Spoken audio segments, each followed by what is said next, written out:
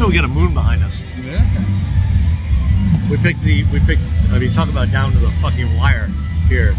We're like an hour away from showtime, and I'm finally getting to talk to this dude. I've like toured with him twice. 2 runs, right? Yeah. 2 runs now, guys, at Roadie Shorts, people out there. So this is Danny with a Y. Danny with a Y. Danny with a Y Pelaez. The reason we call him that is because if you saw my, or maybe you haven't seen it yet, my Women in Touring segment, I interviewed Danny with an I, who's on the same tour. So as not to confuse the two, this is Danny with the Y. Well, thank you for doing this, man. Yeah, not my fault. Appreciate it. What started this whole touring thing for you? Like, go way back. Like, you are you a musician at all? Not really. No. I originally wanted to be a DJ. Okay. I realized that the best way to break into that, well, to make a name for myself, because it was when electronic music was getting big in the 90s. Yeah. I'm aging myself there. Yeah, but me too. So I decided that the best way to be to do my own remixes. But I knew absolutely nothing about producing music. Okay. So I had a buddy of mine who had a studio in his basement, and I used to go harass him all the time to teach me how to, how to record, how to work on the equipment and everything. Awesome. And he basically taught me some stuff here and there. But he was like, you should really try to go intern somewhere. Right. You can do an internship for free at a studio, whatever. Yeah, yeah. That's the best kind of education. Yeah, so I started looking around locally in Atlanta. Started actually working for production companies, and so you're from Atlanta, originally? Yeah. Okay. Well, I was born in South America, but I moved to Atlanta when I was 5. So you grew up there, yeah. So yeah. Got it. And then one thing led to another, and I ended up running away with the circus.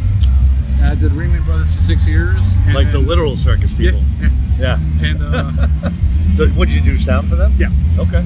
All right.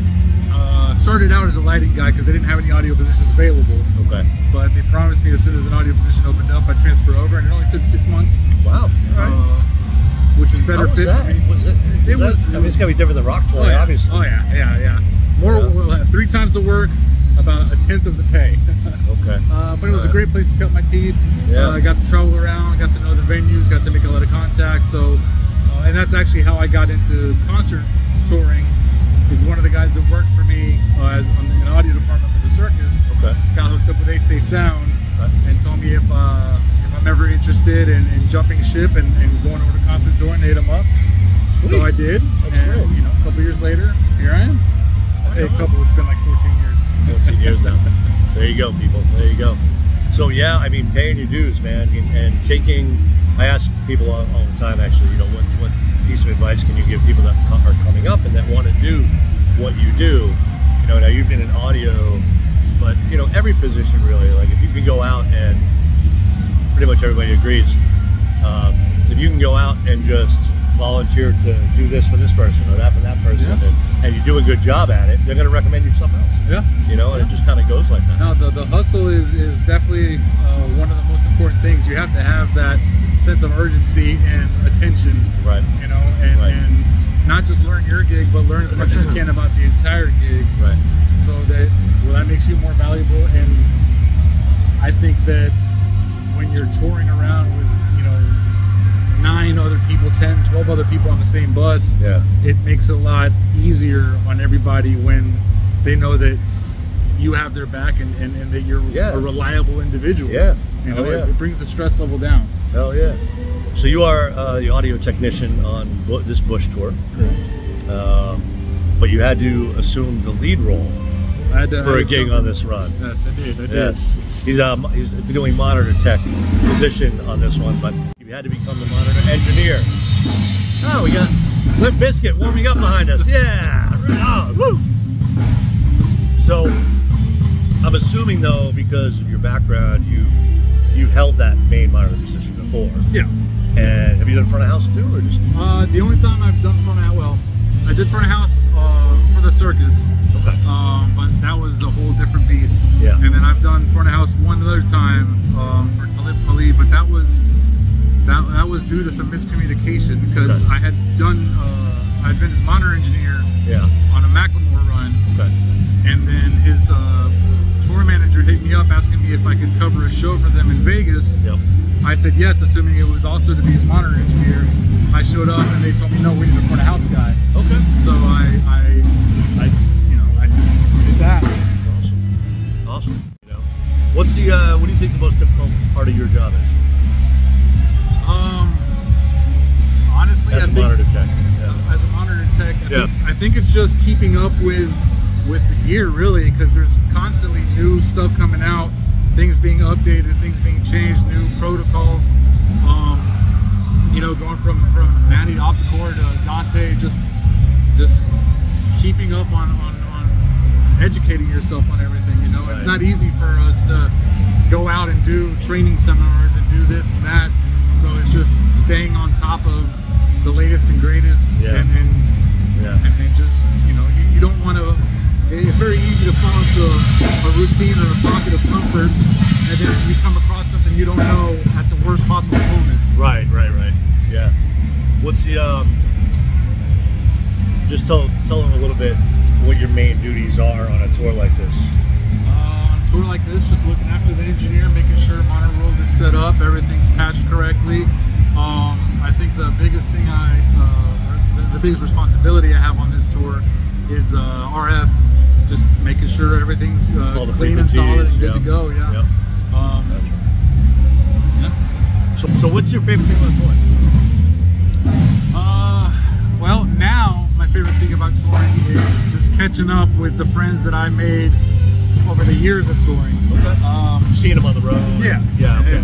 Yeah. Before it used to be just going out and exploring. Yeah. And you know, meeting people. Yeah.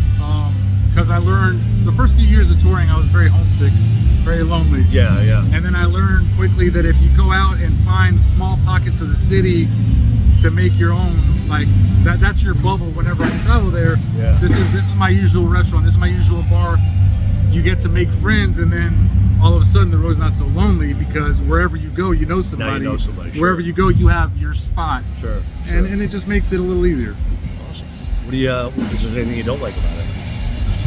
The least favorite thing about touring? No, not really. You love it all. I do. These fucking hot, sweaty ass days at festivals and traveling in a bus with 12 other people. I mean, yeah, there's stuff that gets on my nerves. There's things I would say that irritate me, but there's nothing I would say I dislike. I mean, yeah, all of the negatives are fleeting. They come and go so fast. You know what I mean? Like even if you have somebody that's miserable for a tour, it's just for a tour. Sure. It's not for every tour. Yeah, right. You know, so there's stuff like that rubs me the wrong way, but what's the point of harping on it? You know? Yeah. No, yeah, I hear you. Keep your mental state right. Huh? When you're home, it's the last question, by the way. No worries. When you're home, what's your favorite thing to do when you're home? Oh man, sit on my couch and do nothing. You know, we travel around so much and we go to so many places that I don't get that. I don't get that.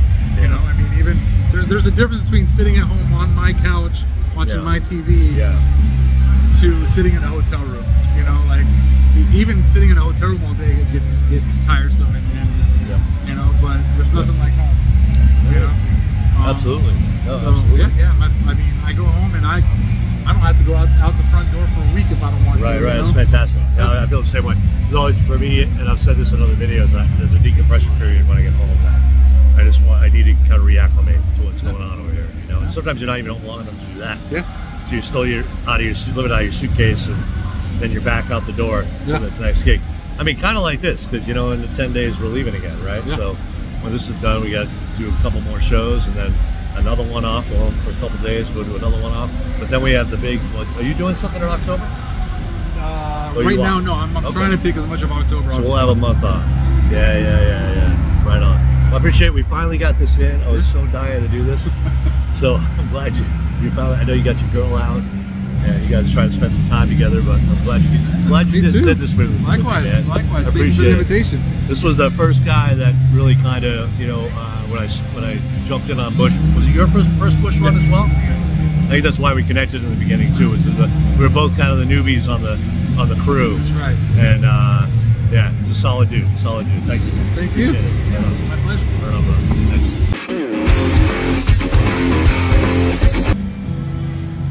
What's your last name? I don't even know your last name. Pelaez. Pelaez. Pelaez. I've never said that. Pelaez. All right. Pelaez. I'm gonna call him Pelaez now.